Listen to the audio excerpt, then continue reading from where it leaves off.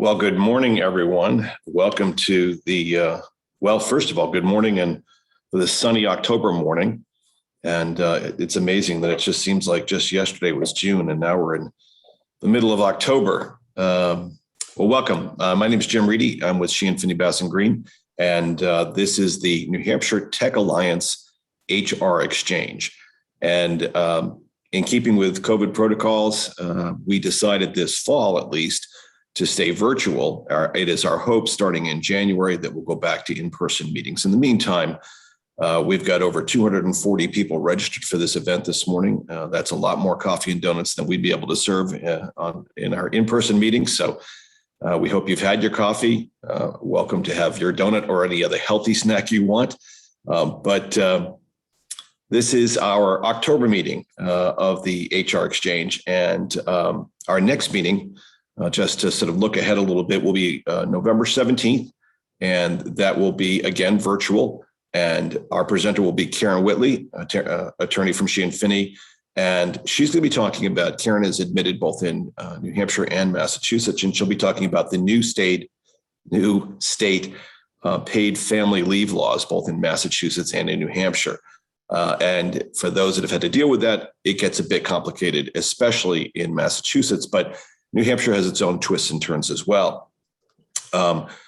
This program, like all of our programs, is eligible for HR credits. And Liz Tezik will actually have a screen at the end of David's presentation that shows you a screenshot of the credits. But also, as always, we send a follow-up email to participants with information, not only with the HR credits, but also with a link to David's presentation so you can watch it over and over again like a good movie.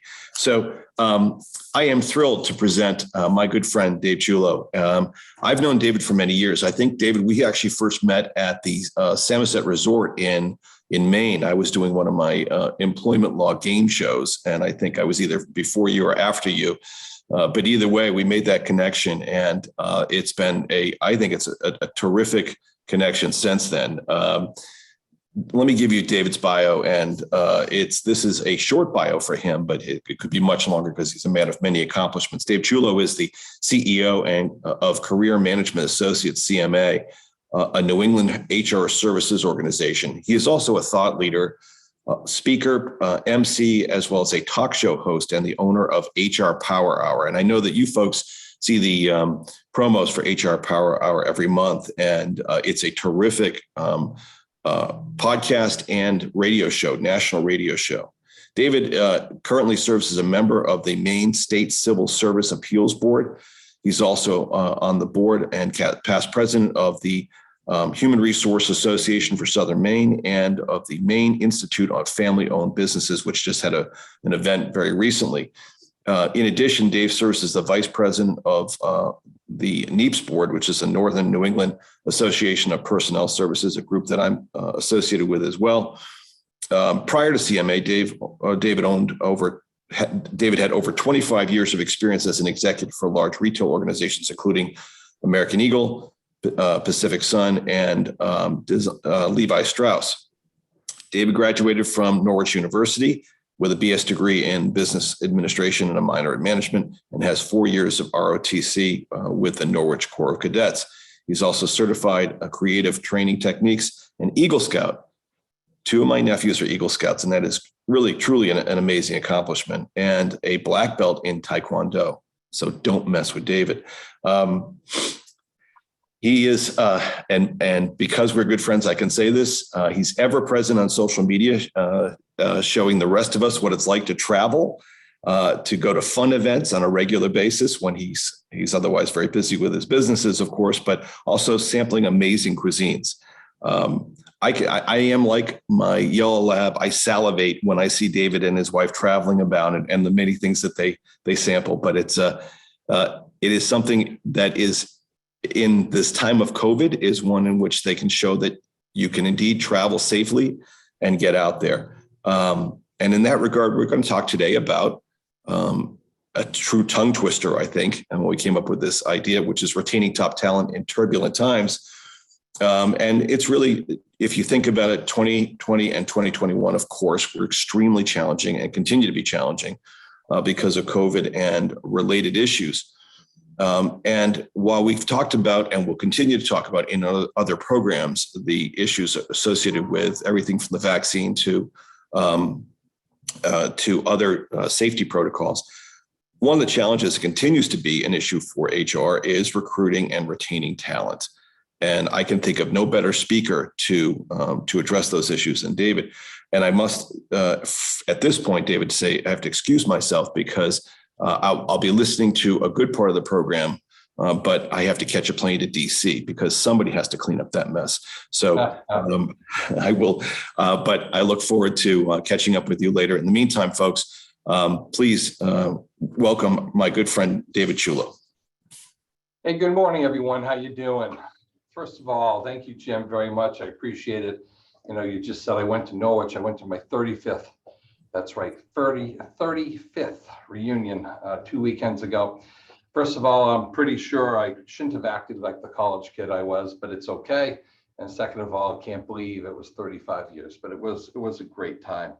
And so we just enjoy it every single day. A couple of things for you today. First of all, the chat line is open and no problem asking questions, putting information in. Actually, my understanding is you can also ask questions on the question and answer side. I have both sides open for it. So we're going to try to be able to provide you any opportunity to ask some questions. And I appreciate you participating in this today.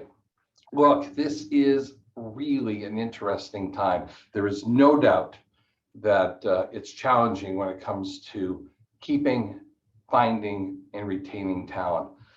So I'm going to talk about three major areas today, which is the recruiting, the engagement, and the compensation side, because I think all three go together very clearly as to what we're looking for today in regards to what you really need to do to keep retaining, finding talent.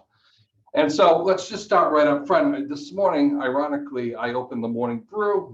Maybe some of you use that. It's a kind of consolidated news feed that comes across an email every single morning. And one of the headlines in it was talking about what people are talking about, the Great Resignation. I'm not calling it that. They also use the term the Great Reshuffle. And here are the stats as of August, because those are the ones that have the deepest numbers, is that 4.3 million people in the United States voluntarily left the workforce. Voluntarily, that's 3%, voluntarily left their jobs. 3% of workers just walked out the door, gone. We're not talking fired, we're not talking involuntary, voluntarily left an employer somewhere. 4.3 million people. Businesses have 10.4 million openings right now. Have openings of 10.4 million openings. And this again is of August in terms of the numbers. September numbers are just coming out. I don't have yet the breakdown of those. But the bottom line is it's a lot of people leaving. It's a lot of people that have decided after COVID or for whatever particular reason to just move on. And I always get the questions that get asked to me. Where'd they go? And look, that's a really good question. And by the way, if I had an answer to that question, I'd probably be, talking to a different level of the Maine Department of Labor or the Federal Department of Labor answering those questions. Well, let me give you a couple insights in terms of it. First of all, you may remember that before COVID, people were retiring at approximately 10,000 per day. Baby boomers have hit their stride and they started to retire. It's about 10,000 a day. The numbers now are over 18,000, some between 18 and 20,000 a day. And you have this huge amount of individuals that are really going and leaving the workplace. They've said, and I can quote some baby boomers, I can quote some executives, I can quote some directors that just not having fun anymore right now. These last 2 years, especially the last 19 months, have just been such a strain in regards to what it is, that has certainly become one of the major areas that they're leaving the workforce. Second is there's an entrepreneurship boom. A lot of people, they were home during the COVID times. They were either non-essential, or I would say everybody was essential, but they used the technical term. They were able to stay home And I made the determination that, hey, I can go on the internet and I can sell something, or I can do something and I can make some extra money, or I can do it. And I'm turning it into from what we'll call a hobby into actual work that pays.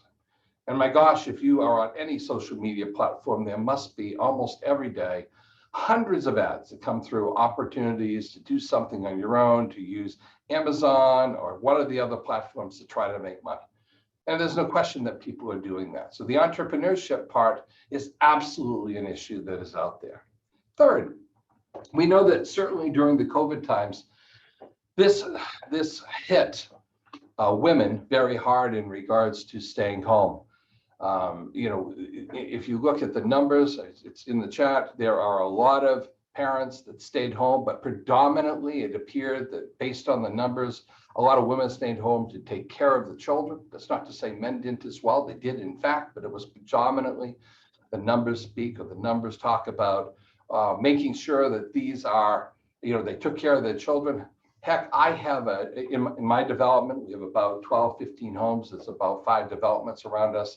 You had some of the parents gathering together. They were taking their kids out of the public schools because they were tired of the Zooming and all that. And they brought them together, and they had little community schools where parents and teachers were teaching their groups together. That means they stayed home. And by the way, the cost of daycare and everything has just been skyrocketing. Anybody who has any children knows that's true. I have 13 nieces and nephews, and I have, 8 or 9 grandnephews and nieces. And the reality is everybody's talking about the costs are just continuing to increase in regards to maintaining it. So you have a lot of the time, somebody is staying home to take care of the child and take care of the family, a little bit like it used to be back when, that you have somebody actually handling that, because the actual cost of that is as much as somebody earning a paycheck. I'm going to talk about paychecks in a little bit later, but those are some of the key areas that we're really seeing that are affecting where they went. Is that all of it? No, we certainly have a million reasons that could be happening from a federal and state level. This has certainly happened a lot in the restaurant area, the retail area. You've got a lot of areas that have been hit extremely hard. So if that's where they went, and that's where we're dealing it, that means you as employers have to start thinking even more creatively and even different than you have in the past. The past number of years, I've been talking in regards to branding of an organization and management. And I've talked about this probably every year for the last 3 or 5 years, but it is now more important than ever. The reality is every one of you that goes out and hires, every one of you that is trying to bring a person of talent to your organization has a brand. I'm talking, sure, the organization has a brand, but now I'm talking about you personally have a brand. You have a brand that matters. And the reality is people today are able to look up about you and find out if you're a good leader or manager or not.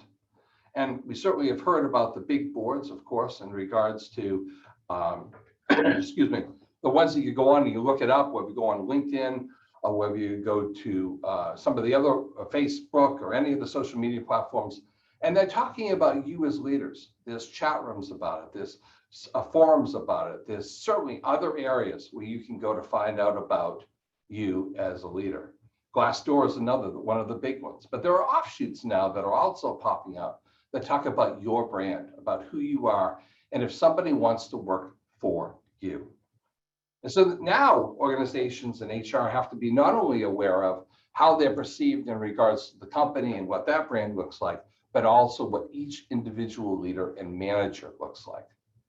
And when I say that, I mean that. How they actually perform, how they actually deal with their people, how they talk to their people, how they act, because employees are just now saying, I'm not going to take it anymore. And I have heard that. CMA does a lot of HR outsource work for organizations that can't do HR or project work for ones that can. And the reality is we're hearing this every day. We're hearing it all the time. I've just literally, just yesterday, dealing with an employee that had just said, my manager treats me bad, I think I'm going to call it in. And the owner was talking to them. It was a family business. They said, why? You've been here 15 years. And they said, no, I realize it's stressful, but I don't need the stress anymore. Now, look, you can have your opinions about stress, and it's different than it used to be. It's the same. It really doesn't matter what the opinion is. These are the facts on the ground. Your brand matters. The way you handle things matters. What you say matters. Always has, but right now, today, it's really, really important. So your social media posts, things you look at as an organization, if you're not present digitally in a really positive, fun way with some short videos, by the way, I'm talking 30 seconds to a minute. If you aren't promoting your organization today, don't be surprised if you're not getting a lot of talent. The other thing that's interesting is, and I've also said this a million times, but I'll repeat it again because it bears repeating, because unfortunately I constantly go to websites for companies that I'm looking for to see in terms of talent. And I say, how could I apply at this organization? Now, some of you do what we call that post and pray. You go out, you post a job, you pray somebody applies. And they might have to go to one of the sites to do that, or they might have to go to your website to do that. And when you look at it on a phone screen, right? When you look at it on a phone screen, it looks pretty small. And when you click the button and it says fill out pages of information, the reality is nobody's going to do that. Nobody's going to do that anymore. And then I hear managers say, and HR people say, well, if they can't fill out a form, I don't want them. Not today. Today, if they can fill out a form, that's a plus. The reality is, depending on what you're looking for, they don't have the attention span today to do that. And you're going to say, well, then I probably don't want them. Well, then you're probably not going to get as much talent as you need. That's today's reality. I was talking to one of the universities, we won't say who to protect the guilty, and they flat out said that 19% of the college kids that they are graduating cannot properly read, cannot properly write, and cannot properly follow directions. They're still passing them. I'm just talking facts here today. I'd love to say that it's everybody, that everybody on here will find that person that knows all this.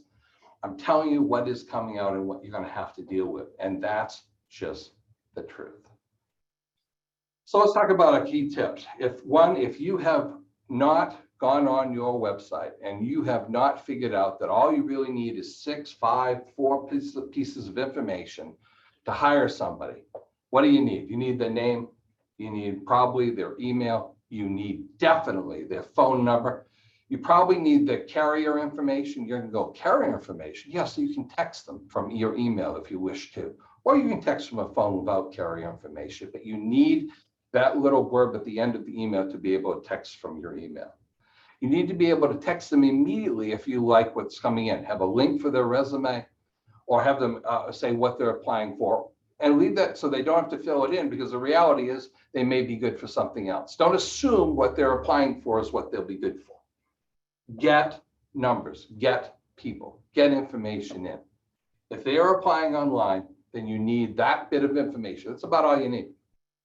You should be able to do it within about 30 seconds, and then it should come right directly to you, and you need to respond within 2 hours. By the way, 2 hours is a little bit too long, but we'll go with that as the basic. If you are not responding to people within 2 hours, if they're applying online, they're applying at other things, others will scoop them up. We have organizations that are literally manning when those are coming in, they go directly to an alert and they are immediately calling them. And they're calling them immediately on the phone and they're saying, and I quote, "Love to talk with you. Do you have time to FaceTime right now? If you're on another device, can we Zoom right this second? Right now, let's get eyes on them. Let's not wait. Let's talk to them. Let's find out right about them right now.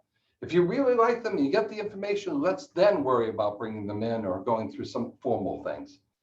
But you should be able to hire somebody within less than a week. Yes, sure, you'll have pending backgrounds. Yes, you'll have drug screenings, all those things you need to have. But you should be able to hire somebody within a few days or a week. And I'm not just talking about a base level position. I'm talking even senior positions, engineering positions. You should be able to do it within a week today.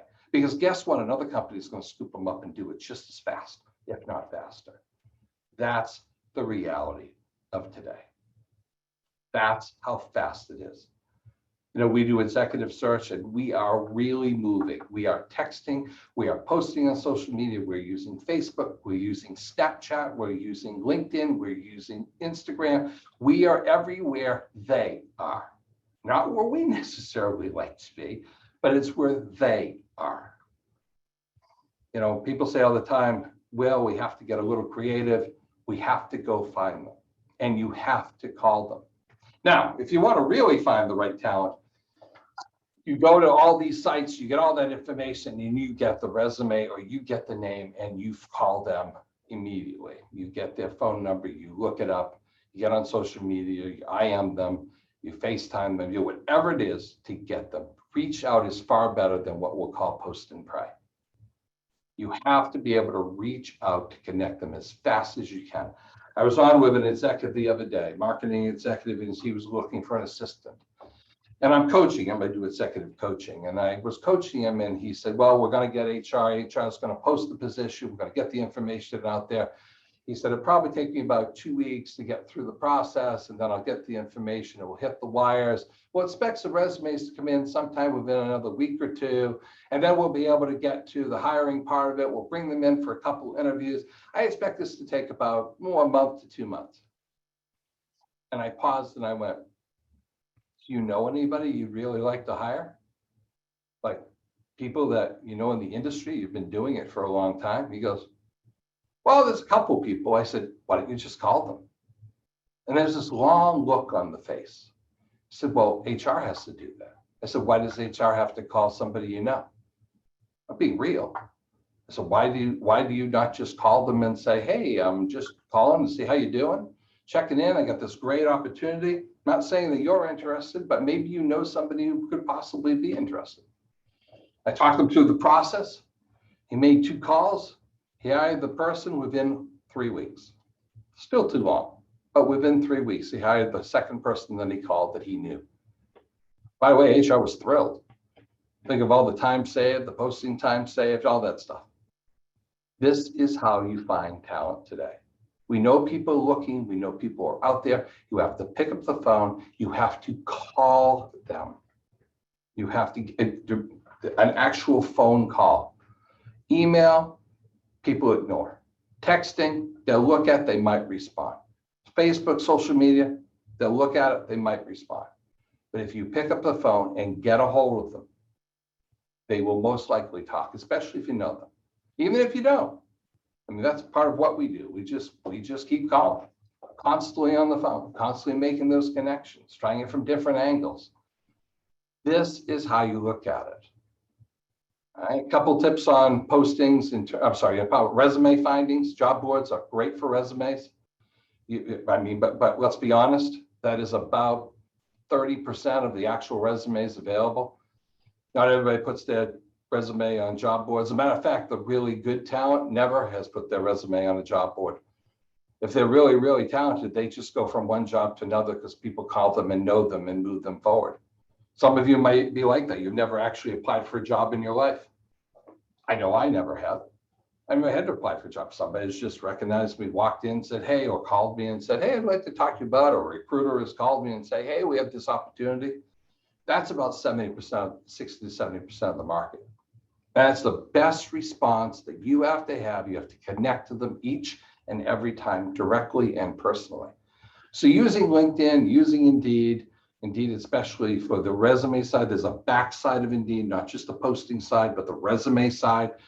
Going and find that. You can get some free ones, and then of course you have to pay for it. But if I remember correctly, it's somewhere like $1 a resume. You get to pre-screen before you actually purchase the information with the name and so forth. I don't know. Anybody think $1 is too expensive to find top talent? I don't. All right, and you can buy plans on that. That's pretty cheap considering the amount of ads that are out there. So take the time to go out and make that happen. And make sure that, as I said before, you're mobile ready to have that conversation right now. Why would you not immediately reach out and have a conversation? Try to get them right on the phone right then, or within a very short period of time, and get them right on a FaceTime or right on a Zoom call as quickly as possible to talk to them. Most People can close faster on a deal if they see you and they can read your body language, and managers are part of the equation. Well, there's another tip. It's not just HR that has to do the recruiting. It's also the people that are actually going to be their bosses. And that's one of the things that's probably the most frustrating thing that I hear is that managers and leaders, you have to be the ones that have to go out and have those conversations. I mean, you're the one that actually works with them. And 80% of the people leave companies because of their direct supervisor, not because of HR, because of their direct supervisor. Those are the people hitting the ground each and every day that are actually dealing with the people that are working on the line or working in the organization. They're the people who know the people in the industry. They also have employees that know people, and we really need to make sure that we're going out and making that happen. By the way, as many of you know, your best employees are your brand ambassadors. They are the people that go out and sell your company. They're selling it because they're happy. They have pride in the organization, and they want to really make sure it's a great place, and they bring great people in it. Incentivize them if you haven't already. I've seen incentives right now anywhere from about $500 to $2,000 per person. That's about what we're seeing in the market today. That's paid out over typically it's an initial payout, then maybe over 3 months, and then maybe after over 6 months in terms of those payouts. Spread the word, get them out there. As I mentioned before, managers are a key part of this. They also have to be part of the interview. They also should be the ones that are staying in touch with them between the time somebody leaves an organization and when they join. That's the weakest part of any hiring. When somebody's trying them to stay, and trust me, they're working very hard to have them stay. That's really important, that the manager stays in contact, not just HR, okay, to make that happen. And one last tip on that, got me going on this. The other thing that's important is give them something to remember you by. When an employee starts with the organization, some of the best things I've seen is they've sent out some swag, something that makes them start connecting, a hat, a shirt, something that a mug, something that they can feel like they're connected with you already. They can see every day that has your logo on it, something that they know is coming, something that's ahead of them and they're looking forward to. Give them something to remember it by. Don't just leave it to chance that that's going to happen. Okay, so we talked a little about our recruiting, and remember, if you have any questions or any comments, you can put them over in the chat line. Let's talk about engagement. Understand what really matters. So, engagement. This term, I think, has been a little bit overused. But the reality is that engagement is an emotional, intellectual commitment of the employee to deliver high performance to you in the organization. Why I use that definition, it's really clear is that it matters to the individual. Excuse me, it's about their pride. It's about how they're connected to you.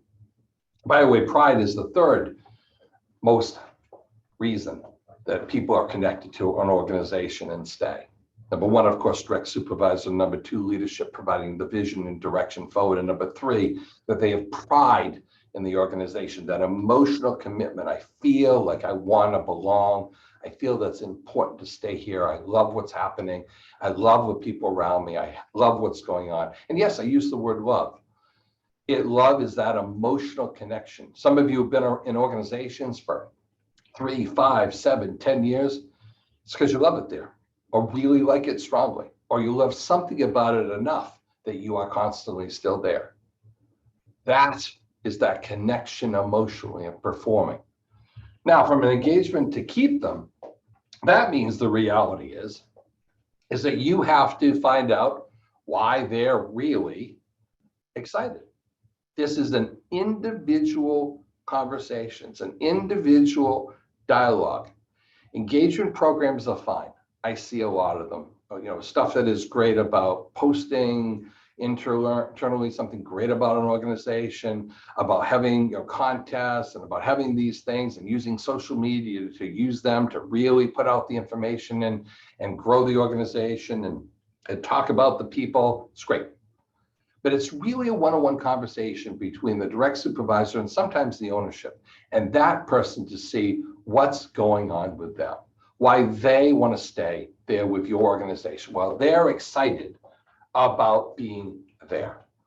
That's such great information about knowing why your team is staying. That's such great information and understanding why it's important. So the first thing you need to do, if you haven't done it, is really go back and have the conversation about, what's exciting about this place. By the way, they may tell you things that aren't. That's okay. You got to know what isn't going on well too. That's really important. Matter of fact, that will be the indication of if they're going to stay or not. How annoyed, how emotionally connected they are to the issues that are going on as well. By the way, nobody has a perfect organization. Nobody has a perfect relationship. We talk about it all the time.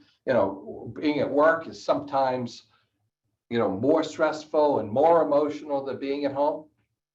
I know some of you know this, but the truth is that work sometimes can be safer than home. We have a lot of people and a lot of organizations that come to work to get away from what's going on in their lives. And that's the truth. It's a safer environment. It's an environment where it's less stressful. Maybe they're taking care of children at home. Maybe they're taking care of their parents. Maybe they're dealing with cancer. Maybe they're dealing with an issue. Maybe they're dealing with things that are going on outside their lives, and they get to come to work and for 8 to 10 hours. They get to think about something that is not that craziness going on in their lives. Don't be fooled. They, of course, are thinking about it, but they get to focus on something else. And you, as the HR, and you as the leadership in the organizations, needs to understand each person's hot buttons, each person's engagement level, each person's reason for why they're working and why they're there. That's critical. It's absolutely critical to find out that information and know why they're being the way they are and what it is that's going on. I'm sure many of you have had people that have been great employees, and then suddenly, it seems like overnight, they take a dive. And you have, something happens, maybe happens for a few days, and next thing you know, within a couple of weeks, the direct supervisors coming into the HR office going, oh my God, Bob, what the heck's going on with Bob? Hey, look, he's been great for a long time, but I think he's slowing down. I think there's a problem. I don't know. Look, I can't have him on the team anymore. He's just not doing it. And it's a complete surprise to HR. It's a complete surprise to everybody. But they haven't said anything. They haven't done anything. I'm not going to talk to him about his personal life. That's what that is. No, that's personal. We don't handle that. Yes, you do. Yes, you do today. Being a caring manager is critical today. Being a caring leader is critical today if you expect them to stay. I don't mean coddling. I don't mean somebody who gives everything away. Matter of fact, caring leaders really care about the individual's success, the individual's family success, their own personal success, the organization's success, the success that moves forward every day in their lives, their career success. You as an HR professional or you as a leader have to be at the forefront of having these conversations to find out what's going on with the employees and getting supervisors, getting managers to think about this in a key and ever-present manner every day. Look, nobody knows what's happening between 5 o'clock when they leave and 7 o'clock when they arrive. Between those hours at night, even if they post on social media, you may know some things about them, but you really don't know what's going on. And they come in the next morning, and this is when trouble starts, because that next morning they walk in and what was funny yesterday is not funny today. What has happened yesterday is not good today, and they're not in a good position. Engagement means we have to engage them daily, weekly. Conversations have to be all the time. If you're still using annual performance reviews to talk about their performance, wow, that's old school. You need to be having conversations on a monthly basis or at least on a quarterly basis, providing a one page back and front review for them. 4 or 5 questions. What happened? What was great about the last month, last quarter? What went well? What is challenging? What can I do to help you on it? What do you need from us? Right? What are your goals? And what do you need for training and development in terms of it? That's it. It's a conversation. It's a dialogue. You have to have these conversations. You might go, oh, Dave, we just don't have time for that. You don't have time for a 10-minute conversation about somebody's performance once a week or once a month or once a quarter. That's not even a thought process. We know we have the time. Absolutely, we have the time. We're just not set up to do that. And you can still do an annual performance if you want to wrap it up for something having to do with their compensation and so forth. I'm going to talk about compensation a little bit, because the reality is that we're not even talking about annual or compensation anymore. We're talking about compensation being broken up in a different way. Again, I'll get to that little tease for later, okay? So the reality is that conversation that you're having has to be dialogue about what's going on in their lives, what's going on at work, what are some of the challenges. You got to get the C-suite out of their offices. You got to get them on the floor. You get them out in the field. One of the best things we ever did was take a CEO in one of the organizations I'm coaching, and he has 5 trucks, actually 6 trucks on the road. He went out with a truck every day. He hadn't done that in years. He learned so much. They changed so many things just by asking the questions and seeing what's going on. I'm not sure we've got to get back to basics about engagement. We have to get back to connecting for engagement each and every way. Okay. Now I want to talk about flexibility. So, every organization is different, and every ability to do work from home or work from flexible work times or those type of things depends on the organization. If you're in a manufacturing environment, it's pretty hard to get the CNC machine in their living room to get the work done. It's just going to be a little bit difficult to then get that machinery off to the next house to have the next person work on it, right? That's just not going to happen. So for certain and many industries, this idea of work from home or working from this is just not possible. But that doesn't mean there can't be flexibility. And what I mean by flexibility is the ability to understand that people have things that go on in their lives and that things that they need to take care of. Some of the big automakers are changing the way that they do the line. You may know they have shifts, either a first, second, third shift. And it's always kind of you work first, you work second, you work third, you work this, you work that. There really wasn't a lot of flexibility. And we're seeing manufacturers go to, hey, you can work first shift if you want first shift. And then maybe you sign up for a second shift 1 week because you need to have something that happens, and you work an agreement with the person on the second shift, and you start flexing between shifts and schedules, and you move people around in a different way. That's flexibility. That's looking at what people need, right? That's looking in terms of if somebody wants to come to the office and they normally would work 8 to 5 and they want to work 10 to 7. Now, depending on the organization, that may be fine. Some that may be a problem. But for most organizations, I've seen very little that say, we can't figure out a way to balance that and make it so that somebody else can work between that 7 and 9 period. If, for example, you're doing customer service across the country or across the globe, there are ways to be flexible. And you have to embrace flexibility, and you have to be creative. And you need to create policies that allow flexibility and options.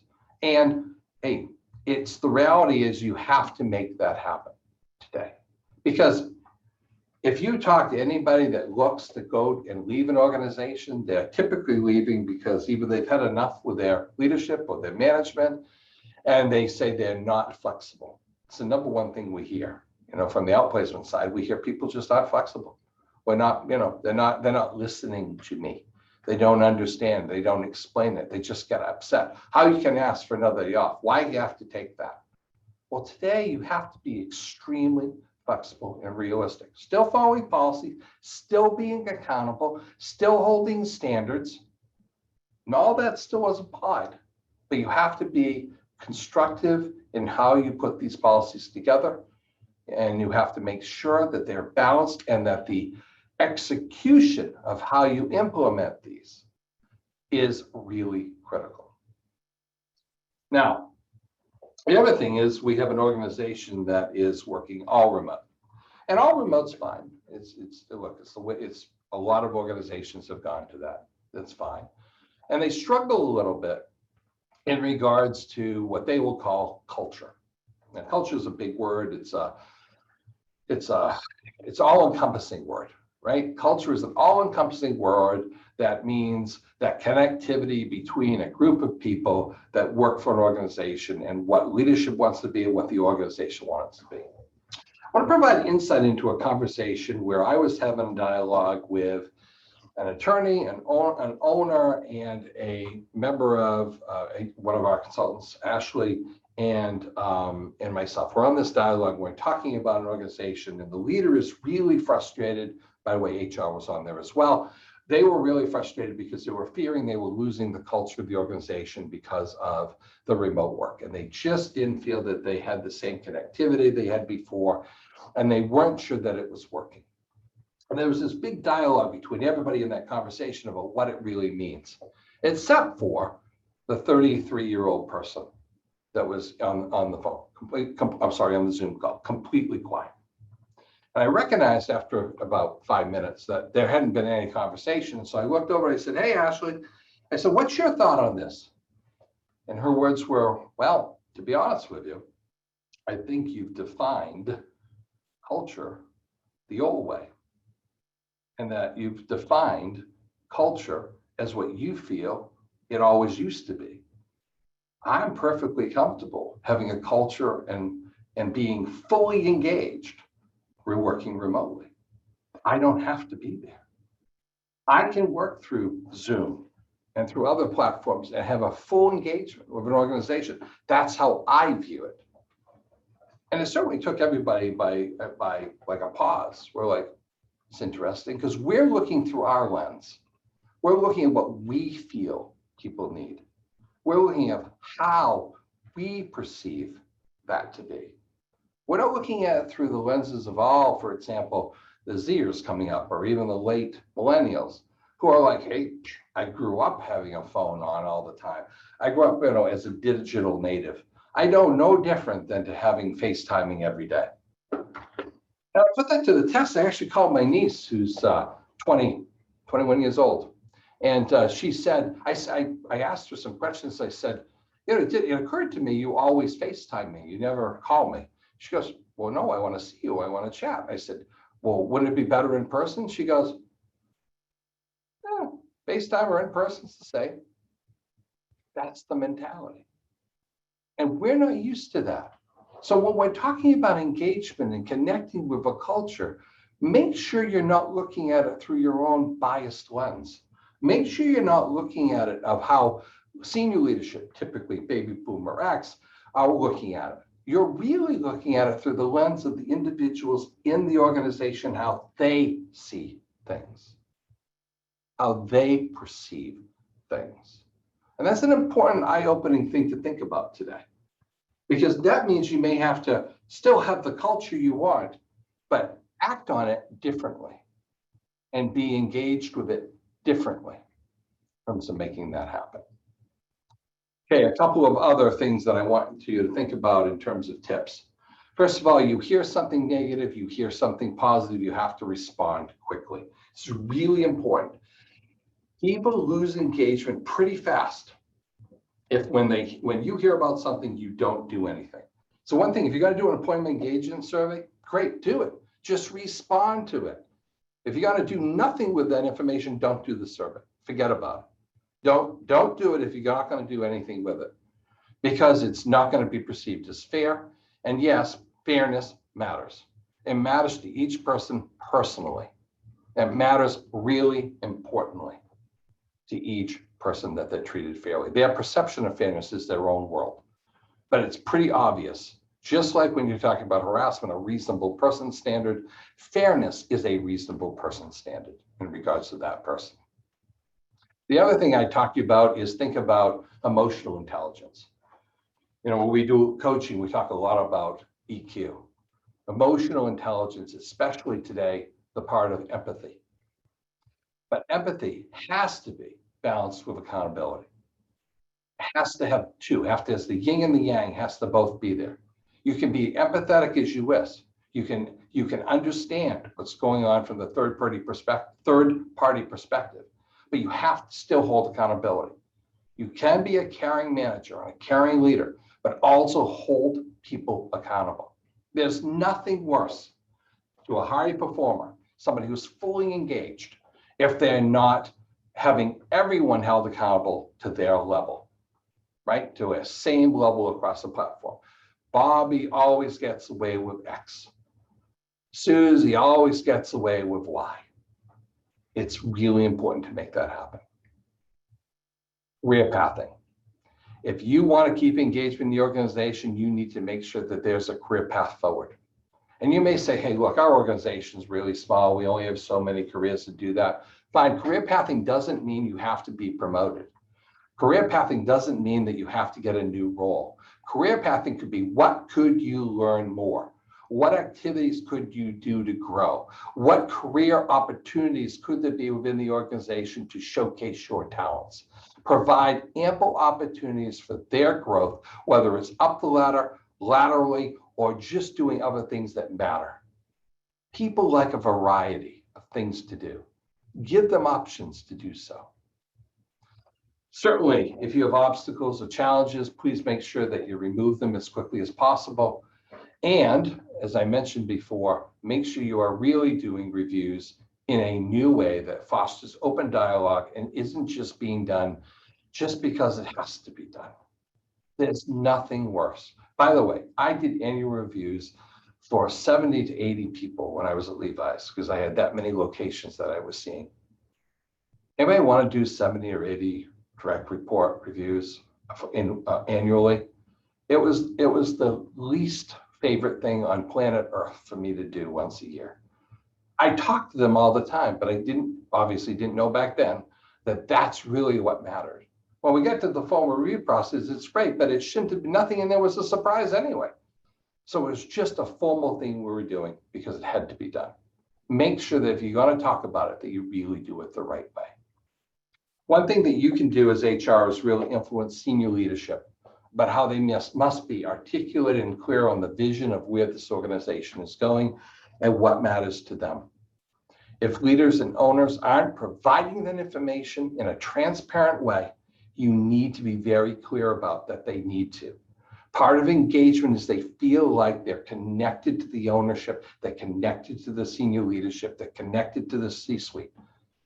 It's really important that they do that and stay focused on it. There's a lot more to that and certainly, but that's the basic level in terms of it. And the last thing I'll mention today, because it is so important, and yesterday was Mental Health Awareness Day, is that workplace wellness really matters. It always has mattered. It's always been that we've ever just talked about it openly like we do today. And by the way, it should have been always that discussion, but it wasn't always that way. And I still hear some leaders that go, oh, we have to talk about that stuff. Yes, you do. And HR, you guys are really important in leading the charge to make sure that happens. It's critical that every time you have a dialogue, if somebody comes forward that talks about stress, that talks about things that are going on in their lives, that they're having a bad day, you listen. You know, the one thing COVID did is it brought this to the forefront. And while there have been a lot of bad things about COVID, no question, this probably will be the one thing that is a positive influence today in terms of going forward in the workplace. So if you want to engage people, make sure that you're not only talking about the basics, but you're also talking about them personally from a caring perspective and an accountability perspective. By the way, didn't we always want to really go back, boomers, Xers, didn't we always want to work for people that cared about us? Didn't we always think about the fact that, hey, wouldn't it be better if somebody didn't scream, yell, holler, do all those things with us? We always knew it. We just probably didn't do a lot about it because it was different. It was different back then. I didn't say right or wrong, just different. So let's move forward doing what we know is right, not what we may have learned in the past. That's probably one of the biggest things from a coaching perspective that we have to work through sometimes to make that happen. All right, compensation. Drink of water time. Stand by. By the way, chat's been quiet. Either I'm doing really well or people are having a nice snack and enjoying themselves today, which is okay. It's all right. I wish I had a snack. I don't. It's all right. Let's talk about compensation. The amount of wage compression, where wages keep going up and up and up, is really causing problems today. You probably know, we all know, that there was this huge push, and has been, to get to a $15 minimum wage.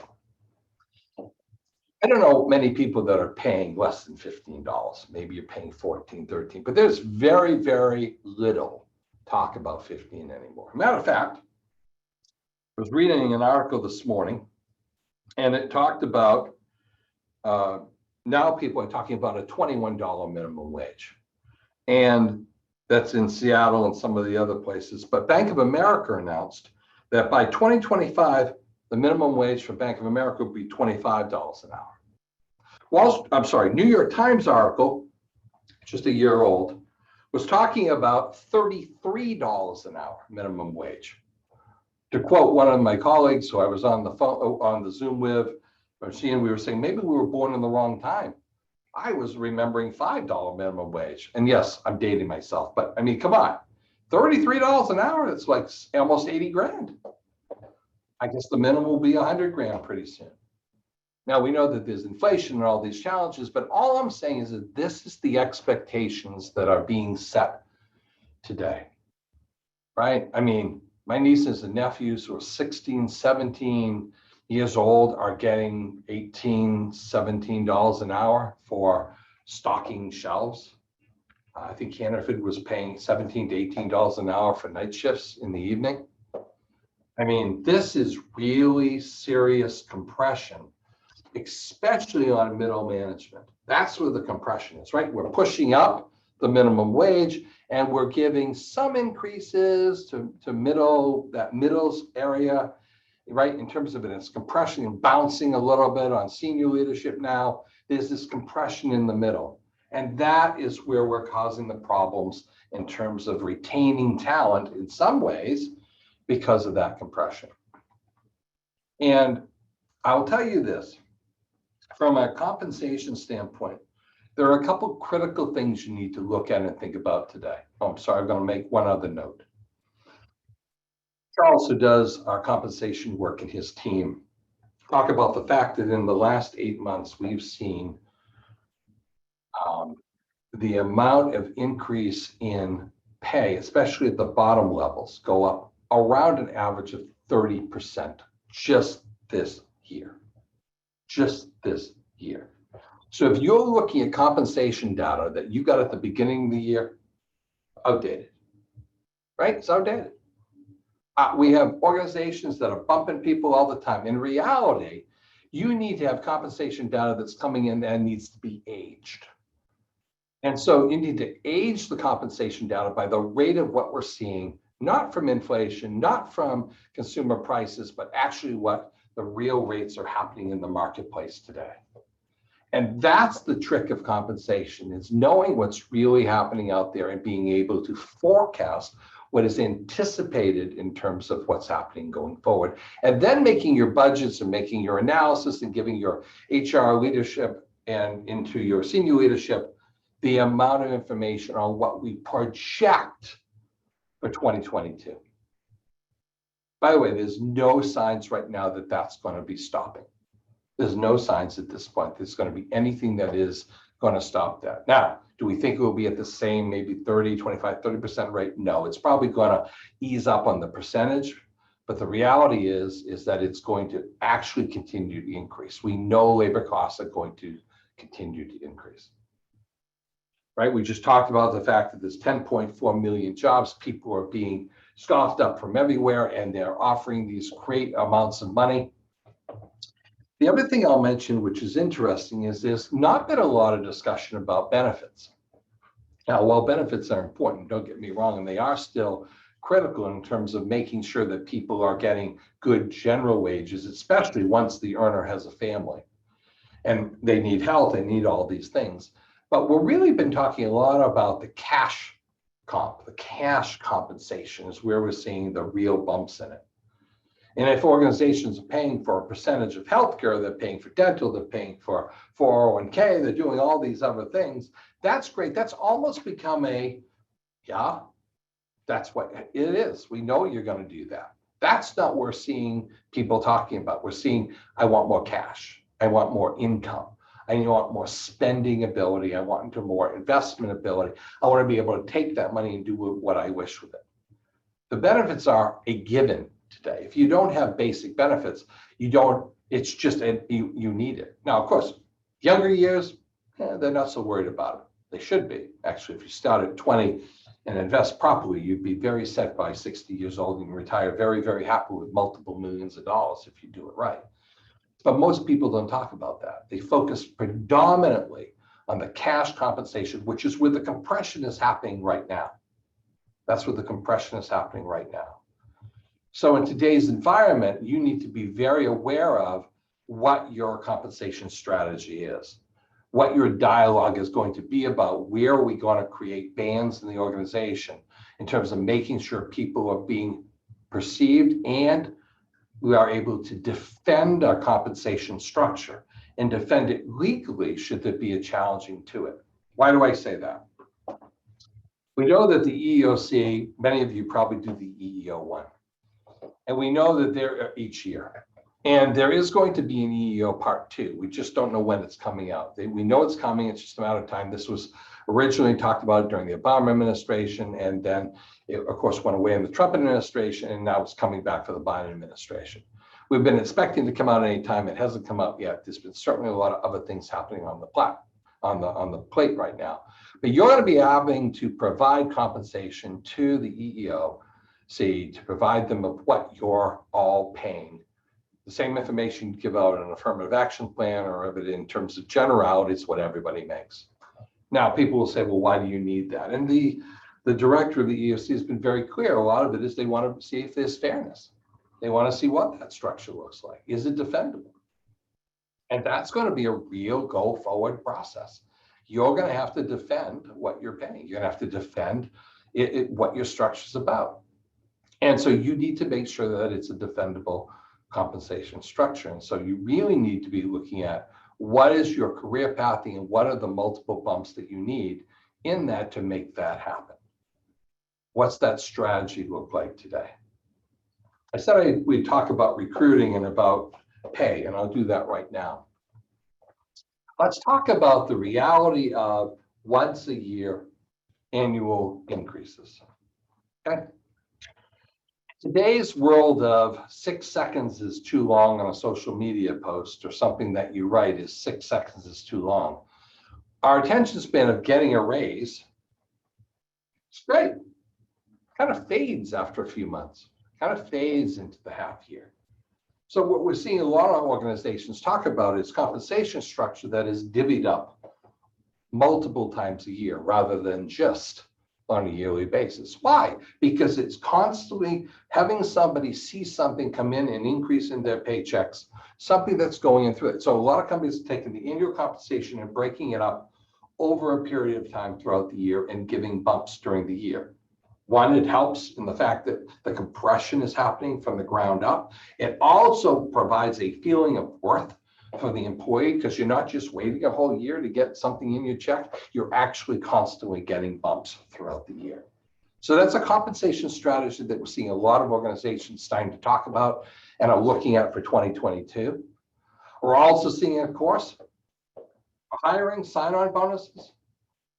Those were all the rage back in 2007, 2008. They're all the rage right now. Heck, I've seen sign-on bonuses that they're advertising them on the sides of streets and little signs that say, hey, we will pay you to basically come here. You know, it could be anything from $500 to $1,000, could be a sign-on bonus. Well, here's what employees say about that. What about me? I'm here. You're going to pay them an extra $500, $1,000? What about me? I don't get an extra $100, $500, $1,000. I'm here. Then you go, oh, now I got to pay state bonuses. I got to pay, bonuses to keep people. Yeah, maybe. Maybe it's a part of the conversation of that bumping out throughout the year that you provide an additional thank you to the employees who have stayed with the organization. That's all part of the strategies you have to think about if you want to find talent and keep talent from a compensation perspective. I've also seen organizations talk about profit sharing. Even organizations that are, family owned or anything, maybe we're going to share some of the profits with our employees. We're going to be looking at a different way of doing it. If we all do well, we all share with it. I would absolutely seek legal counsel for that, but the reality is that you can use, consultants and others to look at how to make that legal and make it work, and work with the attorneys to make it happen. Look at it differently. I'm not talking about something outrageously crazy. I'm talking about ways to look at compensation that can matter to your employees, that can matter to everybody in the organization, and can work on that compression. Because if somebody's making $18 to $20 an hour, if we're going to start talking about 21 or 25, what are you going to pay the front, that next level of manager? What are they going to be, 30, 35? What are you going to deal with? What are we going to get up to 40, 50 for leadership? What about senior leadership, right? We've got this salary compression coming in terms of making that happen. So, it's really important to understand that you want to be paying over time. You want to be focusing more energy into a devised, defendable, important plan of how to implement your compensation to maintain and retain talent. Last thing I'll mention in terms of the compensation side is benefits. Benefits are now even more personal than ever, other than healthcare. That's a given. We know healthcare. People have been doing some surveys. If you see them, they talk about what is more important to them. Maybe dental, maybe pet care. It's another big one that has certainly been in the market today. By the way, if you don't know, the pet market is exploding in terms of the amount of cost it is. I have 2 dogs, I can tell you. In the last 2 days, I spent almost $2 grand on one dog, right? Just like that, because of some pancreatic issues and different things. Boom! Did I buy the medical plan for pets or pet insurance? No. Should I have? Yes. Had I thought about that for my organization? No. Will I think about it for the next time? Yes. Right? Think about what it is that are friendly benefits to the employee. Don't just assume they're going to want things. Go out and ask them what they want. Now, you're going to say, should I do a survey? No. Don't do a survey. Get a focus group together. Talk to people.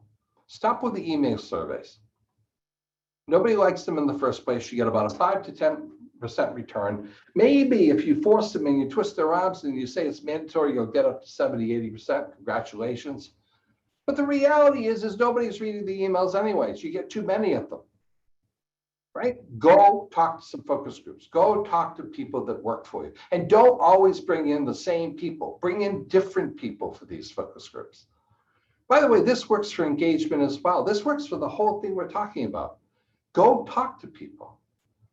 The art of focus grouping is amazing. Used to work in the retail days too. We bring in a focus group and we talk about product, we talk about service, we talk about what people want, we bring in employees. That hasn't changed.